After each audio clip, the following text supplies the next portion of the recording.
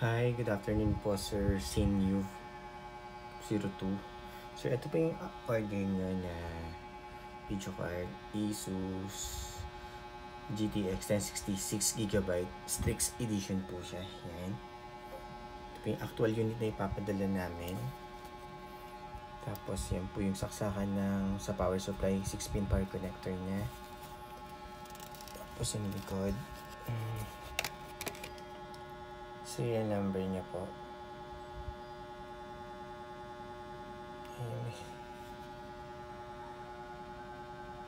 Yan. Tapos ito po, sir, panote po, bawal po alisin yung warranty sticker. May 1 month warranty naman po kayo. Pag may any issue po, papalitan namin yan. Basta po, yung warranty sticker, hindi po inalis or binuksan po yung video card. Void po yung warranty natin. Pag binuksan po yung video card at inalis po yung warranty sticker natin. Pag may problem po, message nyo lang po kami. Kami po mag-help sa inyo. Okay po? Tapos ito po, yan. Yung sticker na po yan. Yan po yung official warranty sticker po ng Asus. It means never pa po yung na-open or na-repair yan. Intact pa po siya. Never pa yung na-open or na-repair po. Tapos yan. Okay. Tapos, ano ba? Ay, kabit natin po dun sa power board. Yan po siya. Lagay lang po natin dito.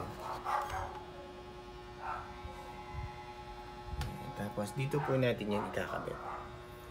Yan. Meron po kayong PCI slot ng motherboard nyo. Diyan nyo po isasaksak yun. Yan. Tapos, di ba po nakita nyo po yung ganito nyo sa likod po. Yung tapat lang po nito. Yan. Alisin nyo po yun. Ito po si socket. Removable. Hindi ko lang po alam sa inyo kung nakapix po yun. Pwede nyo po yung tanggalin kung nakapix. Tapos, permanent nyo na po alisin. Ito po kasi yung case ko, meron po siyang removable po yung ganito niya. Ayan, pakita ko lang. Ayan, natatanggal yan. Yung ganito nung sa inyo, ayan, pwede nyo na pong tanggalin. Ito kasi yung sa case ko, natatanggal, nababalik. Yung sa inyo po siguro, pwedeng hindi po nababalik, permanent din ang nakaalis, or pwede din pong parang ganito. Okay? Tapos yan, dyan nyo po ikakabit yun. Dapat po open yung dito. Para po yan dito sa I/O slot niya sa likod. Kabit ko lang. Sir, pasensya na.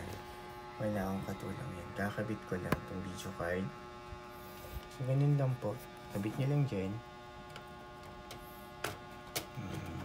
Make it sure lapat-lapat. Yan, nag-snap siya. Tapos, bibigyan po kayo ng screw na ganito. Yan, lalagay nyo lang doon. Screw nyo lang ito dito. Ito kasi sa akin, sa case ko. Dito sa PC case ko. Yan, ano kasi siya, screwless siya. Pero okay lang naman yan. Igaganon ko lang yan. Yan.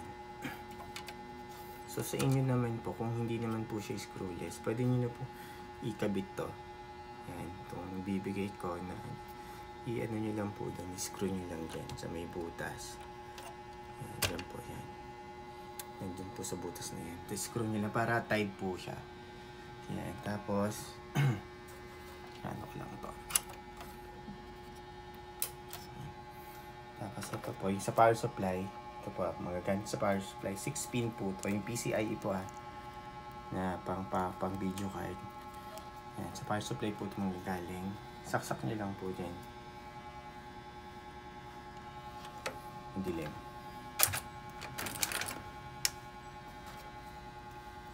Yeah, at saka make sure po pala na bago nyo ikabit yung video card, yung naka-unplug po yung yung PC nyo sa power, yung mga totally shutdown nyo po, naka-unplug po yung bago nyo ikabit yung video card nyo.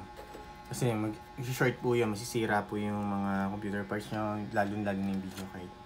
So make sure po na nakapatay yung PC. Naka-unplug din po sa wall outlet. Kabit nyo lang to. Ayan. Tapos, ito, sorry. Yan. Yung HDMI cable. Kabit nyo lang po sa HDMI port. Yan sa likod. So, in this case, dito po siya nakadula. Nasa dula. Yan. Nakakabit na. Power. Yan. Ano ba yan? Yan, may ilaw siya. Yan. Pag hindi nakasaksak yung power cord, pula yung ilaw niya. Yan. Tapos, on na natin yung PC. So, ganyan lang po, Sir Sinyu02 yung pagkabit ng video card. Okay. Yan, bumukas na PC natin. Ulitin ko lang, sir, yung mga warranty sticker po natin, bawal alisin. Serial number po rin natin. Warranty sticker po ni Asus, yan, intact. Okay. So, ganyan lang po. Pakita ko lang. Bali, yung driver naman niya, naka-install na to dito po sa PC na to. Naka-install po yung driver. Automatic install naman po yun. Wait lang kayo mga 5 to 15 minutes. Depende po sa internet speed nyo. Mag-automatic install yung driver. Ito po yung driver niya. Pag may nakita yung ganito, right-click lang po sa desktop. Tapos may nakita kayong NVIDIA control panel. Ibig sabihin po nun, naka-install na yung driver ng video card nyo. Importante po yun. Okay? Yan po yung specs ng video card na binili niyo po sa amin. Okay, yun lang po. Ito yung first part. Tapos mamaya po gagawa ko nung pwede na. Diretso ko na. Sige. Diretso ko na. Explain ko lang po, sir. Yung driver ng video card, automatic install naman po yun. Just in case naman po hindi mag-install yung driver nya, bibigyan ko kayo ng link kung saan pwedeng i-download. Madali lang naman po yun. Yan. Pakita ko na lang din. NVIDIA driver lang. Search nyo na NVIDIA driver. Yan. Teka, hindi pala naka-direct. NVIDIA driver. Yan, yan. Kita nyo yan. Click nyo lang yan. Tapos, yan, yan. Ayan. GeForce yan. Piliin nyo lang GeForce 10 series. Yan, okay na siya. Yan, 1060. Kung anong Windows nyo, kung Windows 10 po ba or 11, yan. Pipiliin nyo lang. Tapos, search, click nyo lang yung find. Yan po, ito po yung pag-download. Pero usually, automatic install naman po yung mag-install. Yan, Windows 10. Yan. Tapos, yan, click nyo lang yan. Game ready. Yan. Ano ba yung download ko dito? Ano ko na. Ayan, download nyo lang. Download. So, yun na po. Mag-download na. Tapos, install nyo lang. Ganun lang po. So, diretso na po ako sa pag-test. Binubuksan ko lang itong mga ano nyo para makita nyo yung specs po ng video card. Yan.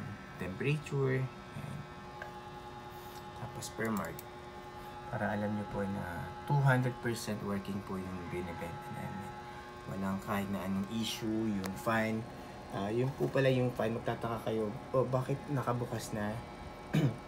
Hindi umiikot yung fan. Tawag po dyan smart feature. Iikot lang po siya pag kailangan. Kunyari po, nag-gaming kayo, iikot po siya, nag-render kayo, may project kasi po, nag-render kayo ng mga graphics, ikot siya. Yun, pakita ko din po yan na pag umiikot. Tapos pag wala pang ginagawa, nag-internet lang kayo, nag-YouTube, nag-download, usually nakastop lang po siya. Smart fan po yung tawag dyan na dyan.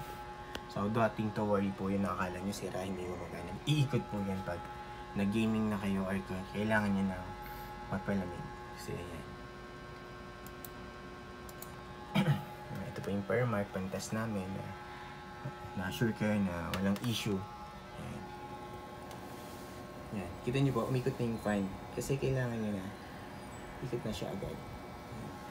Same as gaming po yun. Pag yan, iikot na siya once na kailangan niya po magpalamig or sense na mainit na yung video card yan. Iikot na po siya. Smart fan po yung tawag siya. So, yan po. Yan, per mark. Yan. Ipaabutin natin ng 2 minutes para assure kayo na walang issue. Yan, yan. Open GL errors na yan. Yan yung time. 1:46 PM. Naka 24 hour format lang yung time. Yung GPU temperature, yung load, yung band speed. Yan.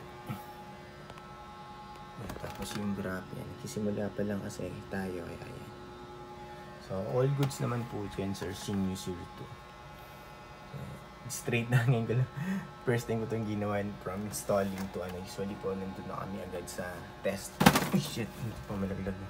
Flashlight ko. Sorry. Yan. Okay. Sir, ulitin ko lang po. Make it sure bago nyo po ikabit yung video card nyo, naka-unplug po sa wall outlet yung PC nyo para safe po. Okay. Tapos yung warranty sticker po, yan, huwag nyo po alisin. Pag may problem po kayo, may warranty po kayo sa amin, message nyo lang po kami. Yan, huwag nyo po ipabubuksan kasi usually hindi naman sira bubuksan. Tapos tsaka lang masisira. So, yun lang po. May warranty po kayo kaya natin to worry kayo sa amin. Pag may problem, message nyo lang po kami. Yung time na running po siya yan. Yung time, yan po yung time running siya. 1 minute, 55 seconds na siya running dyan sa firmware. Okay? So, yun lang po. Yan, yung buong view yan. Tapos, yung pinakita ko naman po, yan, yung warranty sticker, yung serial number niya, yung warranty sticker po namin.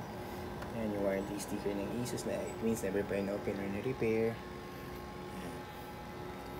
Yung 6-pin power connector, yung GANS power supply. Ito po, power supply na gamit ko. Yan. Mas maganda po yung nabili nyo, 700 watts na rated. Okay po yun. So, yun lang po sir. Yan. Yan. Time running niya po dito sa firmware 2 minutes, 33 seconds na. All goods na po yan. Yung graph, yung kita nyo, straight lang. Stable na stable lang. Yung graph na kulay, yan. Yan po yung orange or dilaw yan. Okay. Yun na po sir, Sinus02. Close ko na itong firmware. Tapos pakita ko pa yung kung kailan ko po nire-record to real time. Itong video test. Time. That is. Yan. Para alam niyo po yan. Naka 24-hour format lang din. Internet based kasi siya. 1:48 PM Monday, February 10. Monday, February 10, 2025. Yung current date and time natin. Real time po yan. Kahit yan, pwede nyo po i-double check yung website na yan kung legit po at kung real time. Yan. Okay, isa pa. Ano ba yan? PH time. Yan. Para dalawa po yung ano natin. So, PH time, PH. Yan. Same lang sila. Okay. Yun po yung website. Pag gusto nyo po i-double check kung real time, sir, Sinyu02. Okay. Yun lang po. Close ko na to. Yan. Yan. Yung fan, hindi pa siya nag-slow down. Nag-slow down pala siya to stop kasi wala tayong ginagawa. Wala na siya, walang activity sa video card. So later yan, mag-shutdown. Observe nyo na lang po sir pag nasa inyo. Basta po, nag-browsing lang sa internet, nanonood, wala po yan, Facebook, naka-stop lang po yan. Pero once mag-gaming kayo, gumawa kayo ng mga graphic intensive na application na kailangan ng power, GPU power yun, then iikot na po yung video card na. Smart fan po yung tawag din, okay? Shutdown ko na po.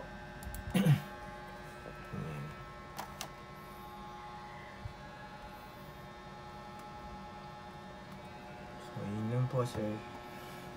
Yan. Papaship up na po namin to baka tomorrow na po ng umaga. Okay. Yun na po sir, Sinyu02. Sorry, namibili lang ako sa pangalan. Okay po, thank you po sir sa tiwala. Bye po, bye. Mahaba na po yung video, bye.